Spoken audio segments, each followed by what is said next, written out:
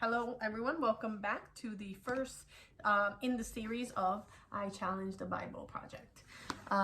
If you want to know more about what this is about, refer to my last video, which was the introduction to 2021 and what this channel is all about.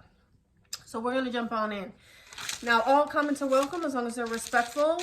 And as I mentioned in the previous video, if you want to go deeper into these conversations, because what I'm going to do is I'm going to tap into my ability as an empath. I'm going to read the Bible insert, and then I'm going to tell you about the visions and interpretations that I get in each thing that I read. But to go deeper in conversation about this, you can join me on either Patreon or OnlyFans. I chose both of those platforms so that because they're private and protected. I mean, you have to subscribe in order to view the content. So in order to go deeper into these conversations and have one-on-one debates, you can join me on either one of those platforms, and I'll leave the links below. Okay, so let's begin. We got to take it from the top because you always have to take it from your origins. So that would be Genesis. And here we go. The creation. Now I'm reading King James Version, okay? I like this version because to me, it's very clear and to the point, simplified. But I have other versions of the Bibles. Once we get done with this one, we'll go into the next series and next interpretation, and we'll take it from there. In the beginning, God created the heavens and the earth. And the earth was without form and void, and darkness was upon the face of the deep. And the Spirit of God moved upon the face of the waters. Okay? So God in his heavens, as creation is beginning. On the first day, God said, "Let there be light." And there was light. And God saw the light, that it was good. And God divided the light from the darkness.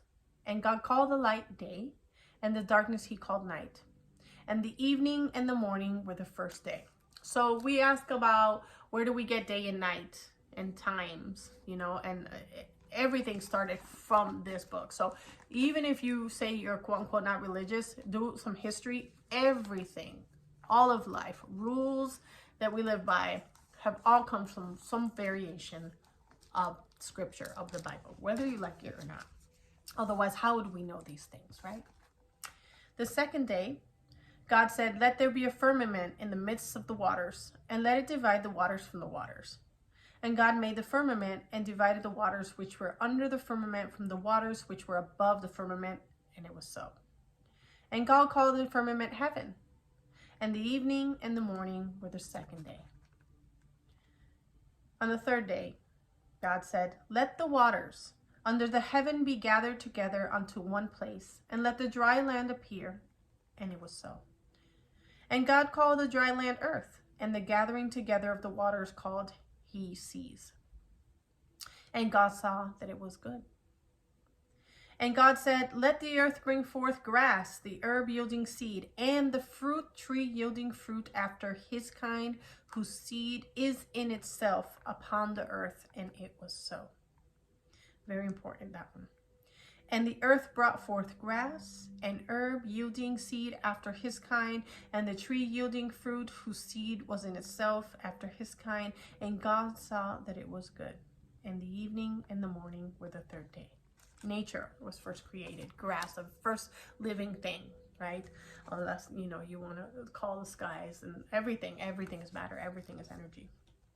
On the fourth day, God said, "Let there be lights in the firmament of the heaven to divide the day from the night, and let them be for signs and for seasons and for days and years." So on the fourth day is when he created the concept of time. Okay? "And let them be for lights in the firmament of the heaven to give light upon the earth," and it was so. And God made two great lights, the greater light to rule the day, and the lesser light to rule the night. He made the stars also. And God set them in the firmament of the heaven to give light upon the earth, and to rule over the day and over the night, and to divide the light from the darkness. And God saw that it was good. And the evening and the morning were the fourth day. On the fifth day, God said, let the waters bring forth abundantly the moving creature that hath life and fowl, that may fly above the earth in the open firmament of heaven. So the very first species were birds. And God created great whales, so then the ocean mammals, and every living creature that moveth, which the waters brought forth abundantly after their kind, and every winged fowl after his kind. And God saw that it was good. And God blessed them, saying, be fruitful and multiply, and fill the waters and the seas, and let fowl multiply in the earth. And the evening and the morning were the fifth day. On the sixth day, God said, let the earth bring forth the living creature after his kind, cattle and creeping thing, and beasts of the earth after his kind. And it was so.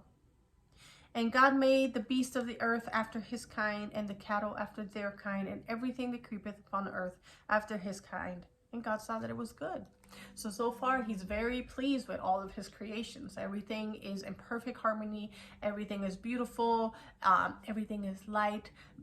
He started the concept of time with night and day and the divisions.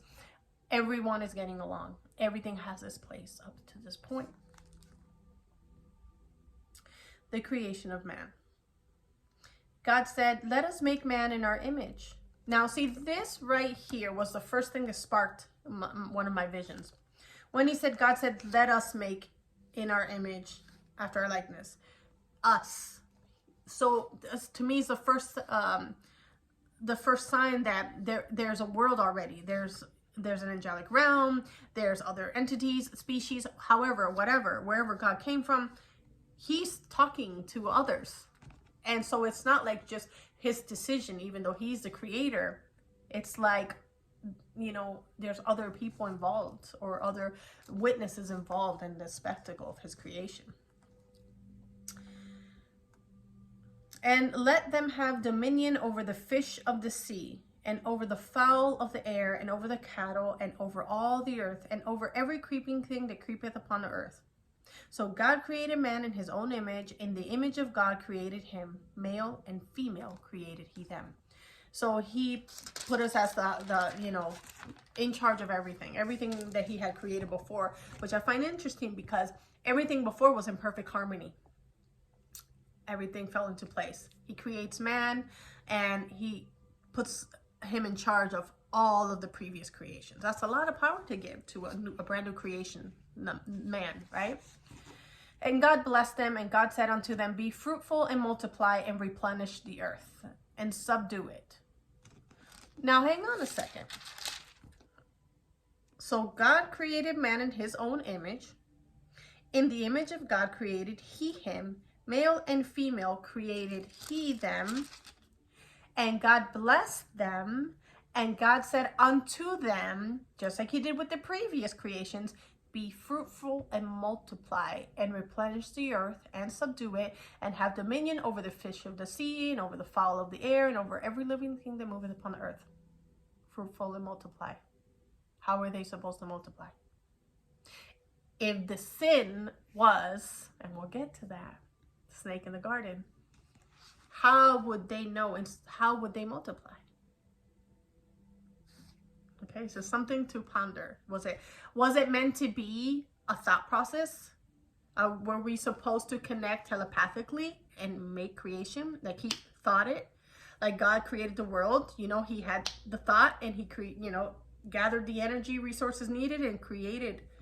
Is that how we were supposed to multiply? Were we supposed to telepathically just think it up and create life? Something to think about. The giving of food.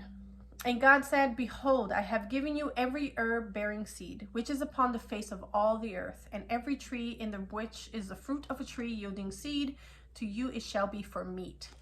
So, again, people love to be controversial about this, but the intention was fruit. Fruits and, plants. That was supposed to be the diet of the man that he created. His own words. So I'm going to read it one more time. And God said, behold, I have given you every herb bearing seed, plenty of food to plenish you, all the nutrients that you need, which is upon the face of all the earth. You'll never have scarcity. And every tree in which is the fruit of a tree yielding seed, to you it shall be for meat. And to every beast of the earth, and to every fowl of the air, and to everything that creepeth upon the earth, wherein there is life, I have given every green herb for meat. And it was so. And God saw everything that he had made, and behold, it was very good. And the evening and the morning were the sixth day. Now, I want to stop on that point because I want to make these little sections 10 to 15 minutes long, but I want you to ponder that when you look at society today. And obviously, there's an evolution to everything. There's a reason why we strayed from his original purpose, which, you know, we can tie that to sin, but I don't want to jump ahead of myself. But I just want you to take it from the very beginning, the very first true intentions of the Creator. Everything he created before man was perfect. Perfect harmony, yin and yang, all of it. Then he created us to be the keepers of all his beautiful creations from previous. And he told us to multiply, insinuating that we knew how that had to be done, okay? And then he told us that we were to replenish ourselves from the trees and the fruit of the trees and the plants. That was supposed to be our food, our resources. And why I highlight that is not to say that we should all be vegans and vegetarians. You know, we've obviously evolved and things have changed and people are all different and they, you know, you need certain things for your body type. Okay, we're not all made the same. Though he's talking about pure, like the pure beings. So those pure beings were made to be satisfied with, you know, veganism, vegetarianism, whatever. That was back then. But everything was set in its place. Everything was perfect. And that was his true intention in the beginning of time. So we always have to take it to the beginning and see how we evolved. And where we are today, everything always ties back to, because history repeats itself, ties back to his intention. That's why this is the most popular book, the most sold book anywhere, because it's a guide. It's your guide to life. That's what this is. No matter what religion you are, no matter what you believe in, you're going to believe in something greater than you. And you're going to be given a tool, which is a guide, a book, a video, something that came from your history, your elders before, to help you navigate, get through this world. So I want to leave you with that thought. And we'll come back and we'll go into the next section, which is the seventh day before the Garden of Eden.